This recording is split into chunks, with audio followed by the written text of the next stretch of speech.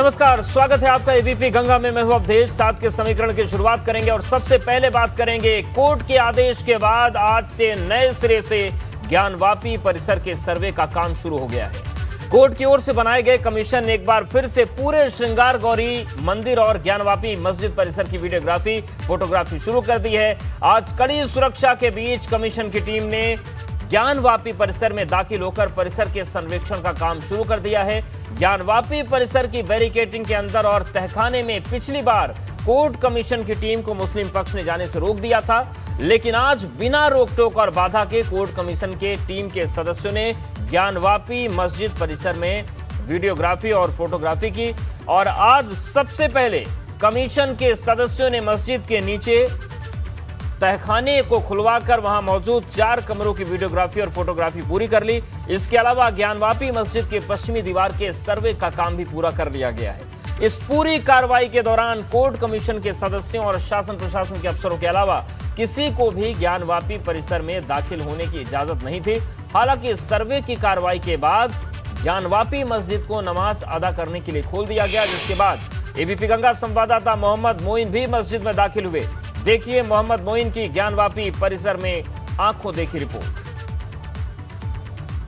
वाराणसी के ज्ञानवापी परिसर में कोर्ट कमिश्नर का सर्वे आज से शुरू हो गया है। आज तकरीबन 4 घंटे तक कार्रवाई चली, लेकिन सर्वे पूरा नहीं हो सका।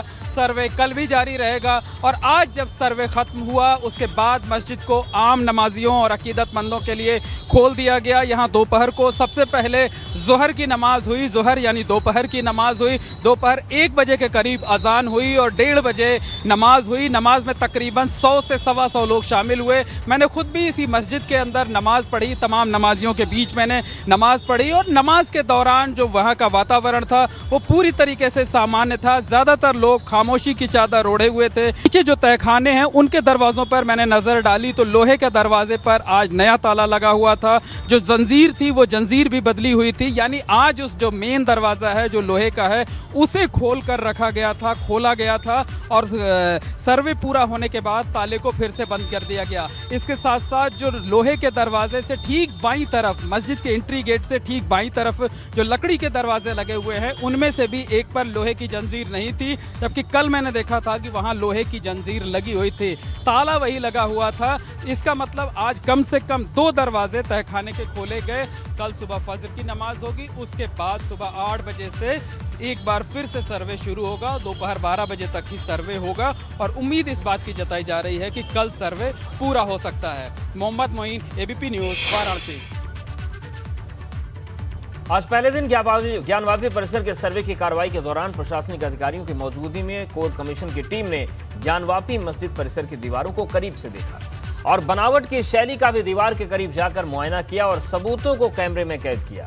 हालांकि जब ज्ञानवापी मस्जिद के नीचे मौजूद तहखाने को खोला गया तो वहां अंधेरा होने की वजह से रोशनी की व्यवस्था की गई। तहखाने के अंदर मौजूद कमरों में सीलन और दुर्गंध थी, लेकिन एक एक करके टीम के सदस्यों ने कमरे में जाकर वहां के हालात और भीतर की बनावट का जायजा लिया, पुरातन शैली का निरीक्षण किया और सबूतों को कैमरे में कैद करवाया। लेकिन ज्ञानवापी मस्जिद की पश्चिमी दीवार और तहखाने के कमरों में क्या पाया गया, इस सवाल का जवाब न तो हिंदू पक्ष के वकील दे रहे हैं और न ही मुस्लिम पक्ष, क्योंकि सर्वे की कार्रवाई में पूरी गोपनीयता बरती जा रही है और इसकी रिपोर्ट 17 मई को सीधे कोर्ट में पेश की जाएगी।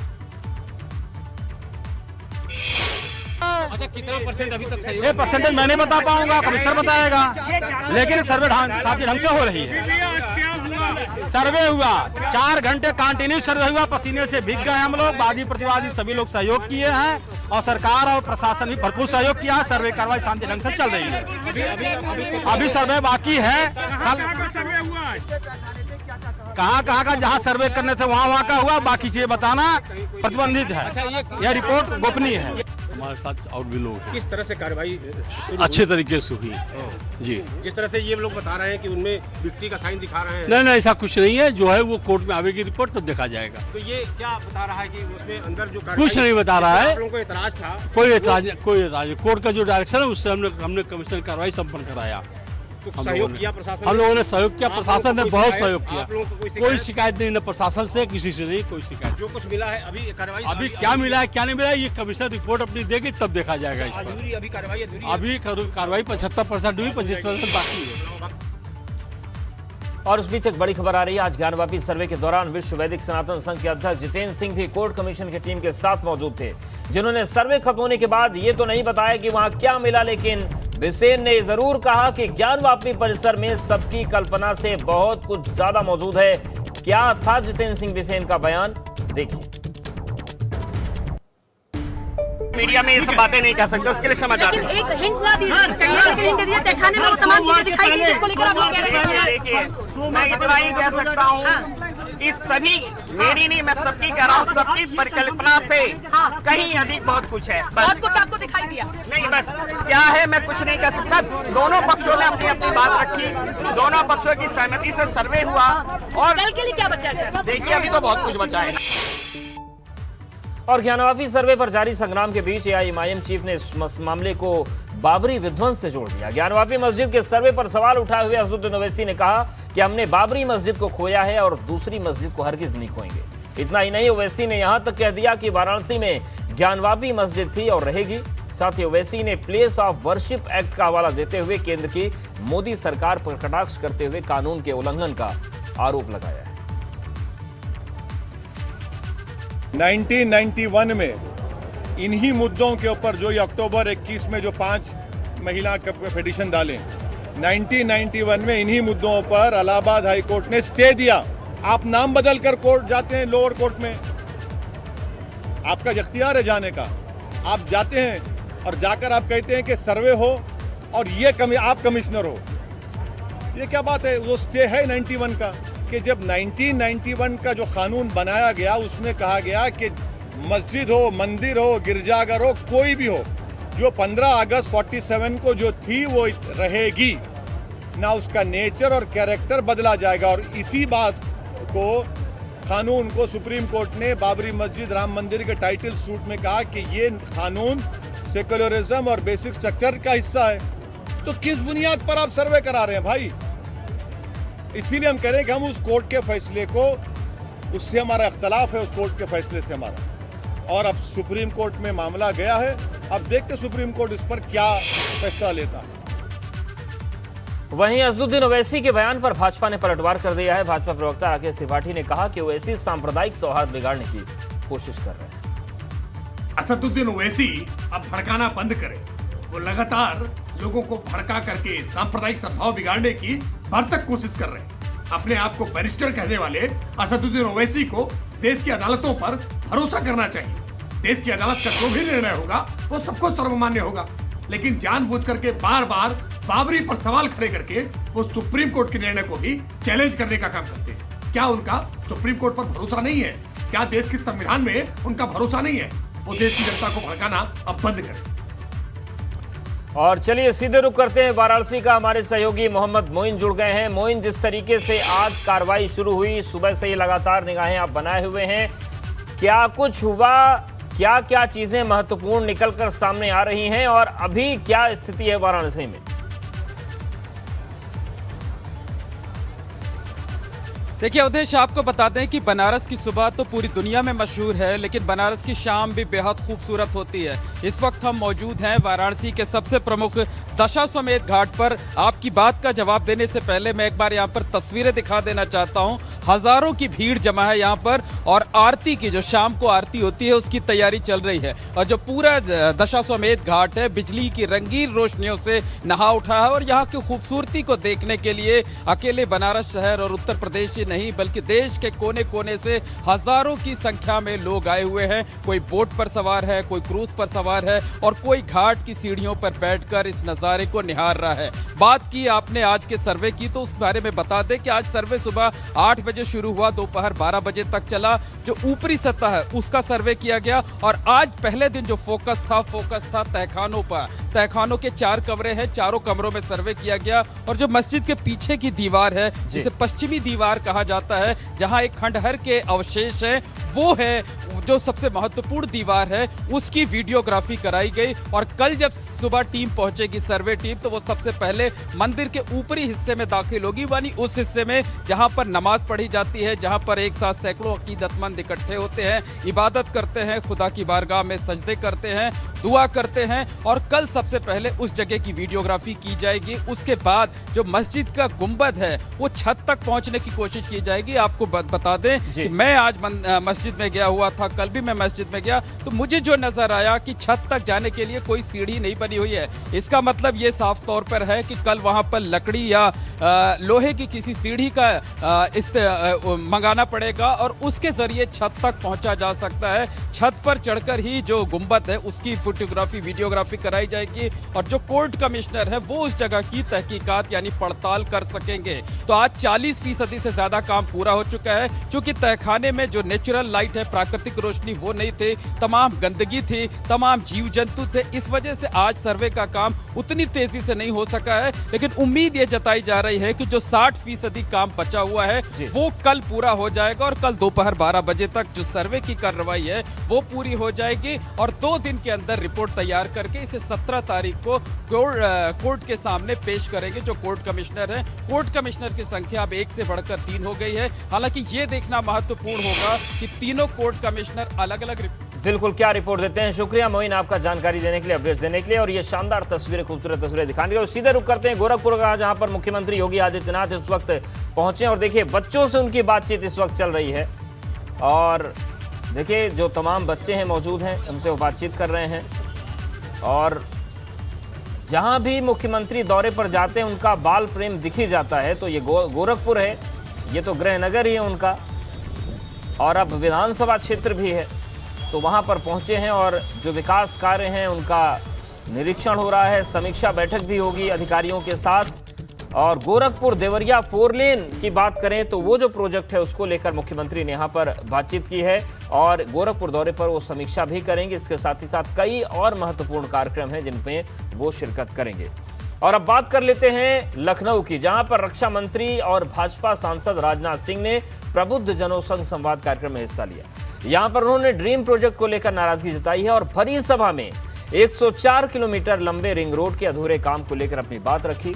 लखनऊ में बन रहे 8 लेन के रिंग रोड को लेकर राजनाथ सिंह ने कहा कि लापरवाही पर फटकार लगाई है और जल्द ये प्रोजेक्ट पूरा किया जाएगा। तो राजनाथ सिंह भी 2 दिन के लखनऊ दौरे पर हैं। कार्यक्रम के दौरान नाराजगी उन्होंने जताई, ड्रीम प्रोजेक्ट को लेकर उन्होंने जानकारी ली और उसी को लेकर जब असंतुष्ट नजर आए तो उन्होंने डांट लगाई। प्रोजेक्ट को लेकर जिम्मेदारों को उन्होंने फटकारा और वक्त रहते पूरा करने के लिए उन्होंने निर्देश दिए। उन्होंने कहा बहुत जल्द ये रिंग रोड बनकर तैयार हो।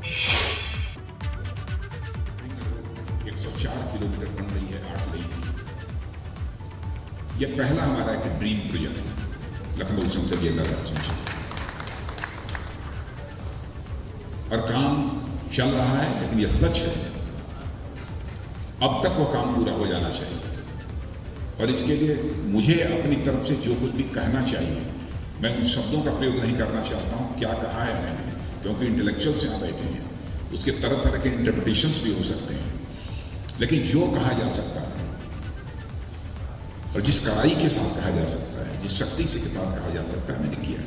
लेकिन मुझे यह बताया गया कि एक ऐसा भी दो कॉन्ट्रैक्टर था कि उतना पैसा ही नहीं लगा पाया, इसलिए उसका काम जितनी उसके काम की प्रगति होनी चाहिए थी उतनी प्रगति नहीं हो पाई है।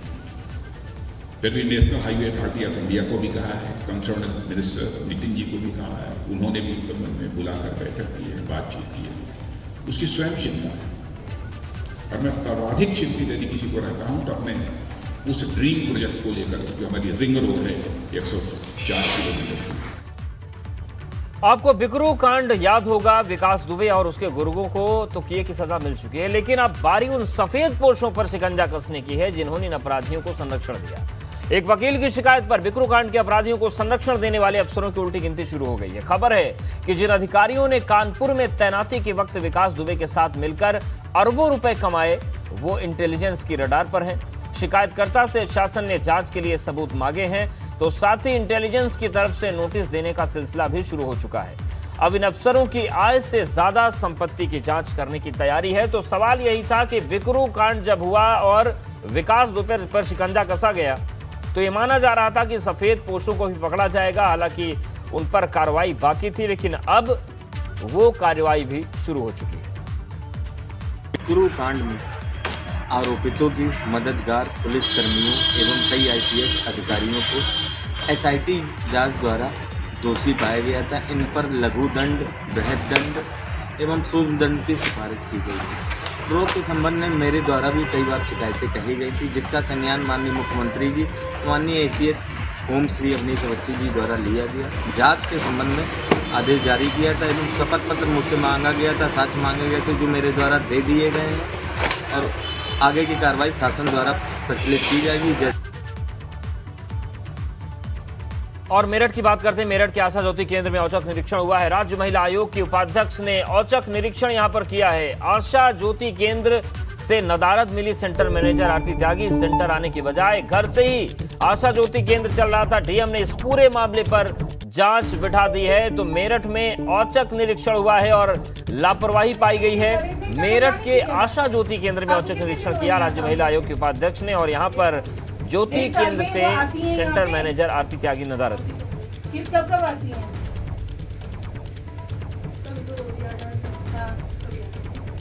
अब कब देखा?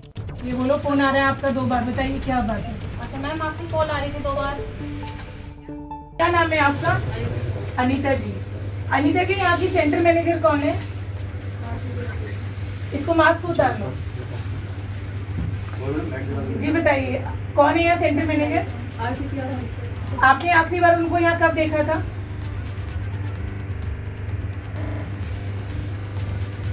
ये बता दो, देखा था या नहीं देखा था? इसमें इतना घबराने की क्या बात है? आपको कितने दिन हुए यहाँ काम करते हैं? 1.5 साल में वो आती हैं यहाँ पे?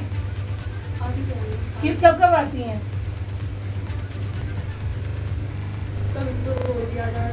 हाँ, तो कब अब कब देख? ये बोलो फोन आ रहा है आपका 2 बार, बताइए क्या बात है? अच्छा मैम, आपकी कॉल आ रही थी 2 बार। क्या? आपकी 2 कॉल आई हुई है।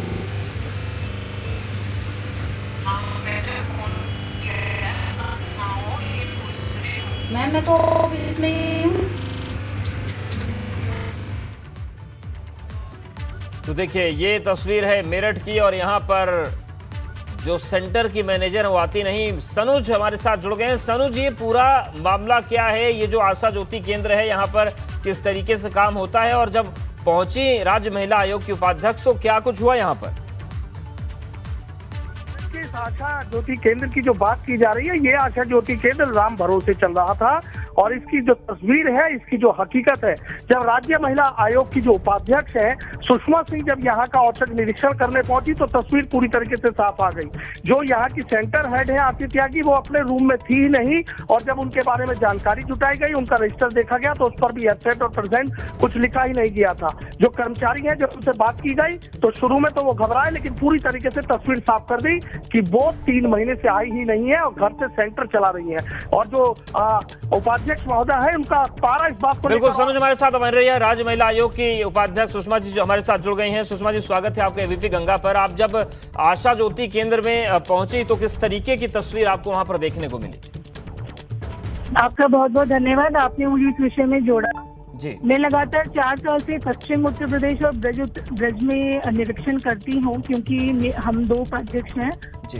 तो मेरठ में जन सुनवाई में मुझे तकरीबन ये आरती के बारे में, आरती त्यागी जो जहाँ सेंटर प्रभारी है जी, इसके बारे में इस प्रकार की समस्याएं निरंतर मिलती थी। लेकिन आयोग की भी एक प्रक्रिया होती है कि हमने जब उन्हें बोला, जो शिकायत करता थे कि आप लोग सामने आके बोलेंगे क्या, तो कोई बोलने के लिए तैयार नहीं था। लेकिन पिछले 6 महीने में लगभग 37 से 38 ऐसी कॉल्स मेरे पास आई जिनका मोड ऑफ कंप्लेंट सेम था। तो इस बार ऑफिशियल ट्रिप ना लगा के मैंने एक औचक निरीक्षण लगाने का सोचा और जब मैं यहाँ पे आई तो रजिस्टर में मैंने देखा 1 हफ्ते की उनकी हाजिरी नहीं है और कल हाजिरी नहीं थी और कल शाम को वो आके हाजिरी एक ही टाइम में आके लगा गई है। सीसीटीवी फुटेज देखे तो वो उसमें मतलब आती ही नहीं है।